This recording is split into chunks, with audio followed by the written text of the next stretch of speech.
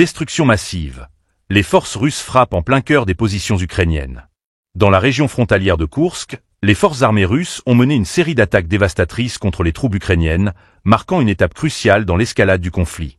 Selon un rapport officiel du ministère russe de la Défense, les hélicoptères K-52M ont ciblé avec précision les véhicules blindés et les personnels ennemis grâce à des frappes de missiles aériens, avant de manœuvrer habilement pour éviter toute contre-attaque.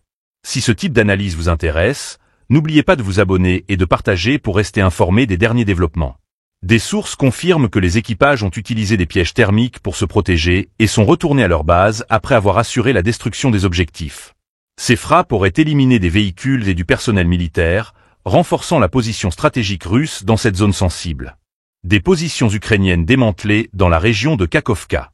Dans une autre opération marquante, les unités d'artillerie automotrice MSTAS ont détruit un équipage de mortiers ukrainiens retranché dans une maison abandonnée.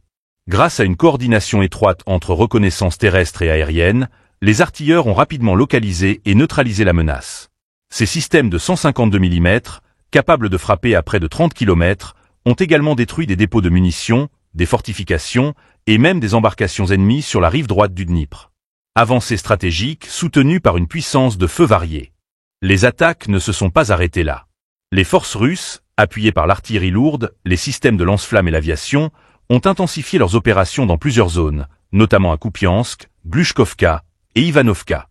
Des véhicules blindés tels que le CV-90 et le Kozak, ainsi que des stations de communication Starlink, figurent parmi les cibles détruites. En tout, 18 points de contrôle de drones ont également été neutralisés, réduisant considérablement les capacités de reconnaissance ukrainiennes. Nettoyage de positions fortifiées à Chazovyar. Les troupes aéroportées russes, équipées de canons automoteurs non-AS, ont détruit un bastion retranché des forces ukrainiennes à Chazovyar, dans la région autoproclamée de Donetsk. Après une intense opération de reconnaissance, l'artillerie a frappé avec précision, permettant aux unités d'assaut de sécuriser la zone. Le ministère russe de la Défense précise que les parachutistes ont procédé à une opération de nettoyage après la destruction des positions ennemies. Alors que le conflit s'intensifie, ces succès militaires démontrent l'adaptabilité des forces russes et leur capacité à frapper des objectifs clés, tant sur le terrain qu'en termes stratégiques. Reste à voir comment cette dynamique influencera l'évolution des combats dans les jours à venir.